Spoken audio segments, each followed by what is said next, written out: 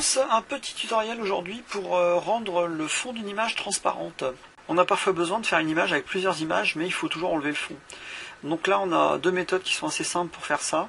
C'est pas de la plus grande précision, mais on peut arriver à faire des choses pas mal. Donc on va ouvrir pour les besoins PowerPoint. Donc voilà, et on va lui ajouter une photo. Donc on peut le faire en glisser-déposer. On agrandit un petit peu la photo. Donc il suffira de double-cliquer, mais sur le coin, c'est-à-dire la séparation entre votre image et le fond de PowerPoint. Donc on clique dessus. On a là-haut un bandeau qui vient de changer, donc qui est des formats. On va cliquer sur recolorier et couleur de transparence. Et on clique sur donc, la couleur qu'on veut enlever. Donc, en l'occurrence le rose, donc voilà. Donc on a notre image qui est détourée, qui est rendue, qui est transparente, quoi. Donc là finalement on a changé le fond pour du noir. Donc après on pourrait faire une capture d'image, on fait une capture d'écran et on intègre ça par exemple dans Photo Filtre. Bon, je vais vous montrer. Donc on fait impression écran, ensuite on ouvre Photo Filtre, on fait coller l'image en tant que, et là vous avez votre image donc qui a changé de couleur, voilà, et qui est sur fond noir. Voilà. Donc c'est sûr qu'au niveau des détourages, c'est pas très tip top. Mais on peut après avec des effets spéciaux style dans GIMP, on peut faire un effet comme si c'était un halogène. Voilà. Donc maintenant je vais vous montrer la même chose avec Photo Filtre. Donc Photo Filtre, on fait la même chose, on fait un glisser-déposer avec l'image dans Photo Filtre. On peut agrandir l'image un petit peu. Et là on va faire image, couleur de transparence. Donc là la couleur est déjà dedans, mais si ça ne l'était pas, vous allez sur l'image, il y a une petite pipette, vous cliquez sur la petite pipette et vous faites OK. Il y a une tolérance là, c'est-à-dire que si vous voulez vraiment, si par exemple vous avez des choses estompées, on peut aller de 0 tolérance, où il va vraiment tout enlever, mais il enlève vraiment que la couleur. Et donc là, pour annuler l'opération qui s'est faite, on fait CTRL Z. Donc là on va refaire la même chose, image, couleur de transparence, et on va mettre une tolérance de 30. C'est pas mal, voilà, et ça vous enlève le fond, vraiment le fond. On va essayer de faire la même chose avec d'autres tolérances. Donc là on fait toujours CTRL Z, on reclique sur image, couleur de transparente, et là on va monter à 60. C'est pour vous montrer les différents 60. Et là le problème c'est que si on a trop de tolérance, on mord sur d'autres couleurs qui sont connexes. Donc là vous voyez on a enlevé une partie de la tête. Il ne faut pas trop nuancer là. On va donc laisser l'image sur 30. On va faire donc une tolérance de 30, c'est pas mal. Voilà. Et donc on a une image transparente.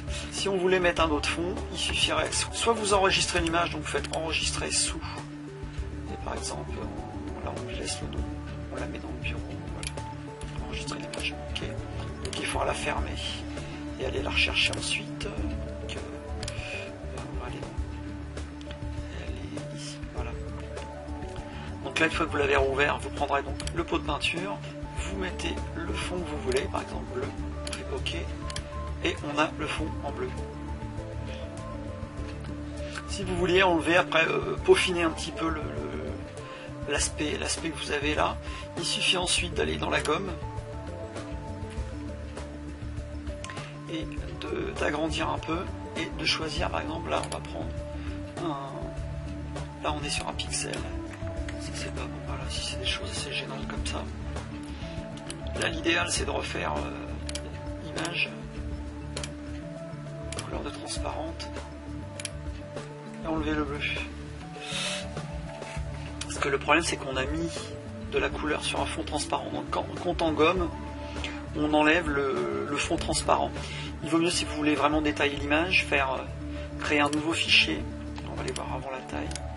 Vous prenez la taille, donc vous regardez 400 par 266. Vous créez un nouveau fichier en transparent, donc ici 400 266. Ok. Après vous faites copier et vous faites coller. Donc, votre image est dessus. Ensuite, une fois que vous avez fait ça, vous allez recréer un fichier transparent, mais cette fois-ci de couleur. Prenez une couleur assez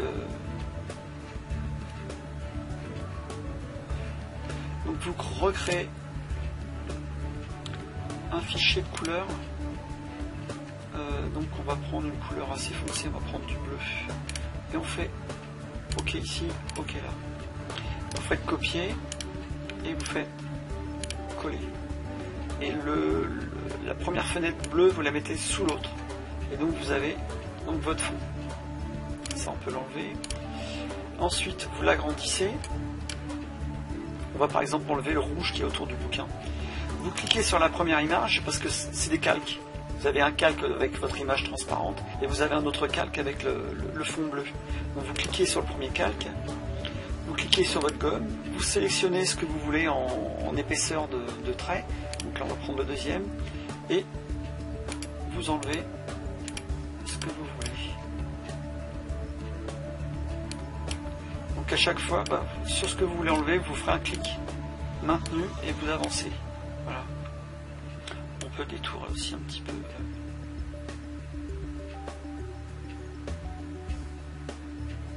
Enlever ce qu'il y a sur la tête. Enlever ce qu'il y a là.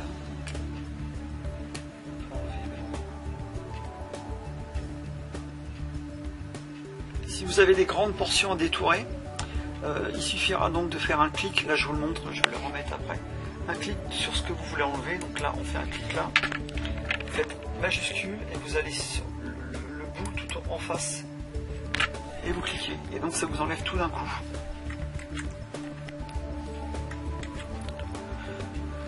Pour les retours arrière, donc on peut utiliser la croix rouge qui est en haut. Si vous avez fait une opération et que vous voulez l'effacer, donc le majuscule Z, ça remplace la flèche rouge qui est là-haut. Donc voilà, donc après il suffira d'enlever le fond qu'on fait supprimer et vous avez donc votre image détourée qui est un peu plus propre et avec un fond transparent. Donc voilà deux façons de rendre une image transparente. C'est les façons les plus faciles, mais c'est aussi les façons qui rendent un rendu qui n'est pas très professionnel. La preuve, on voit quand même des reflets rouges de l'ancien fond.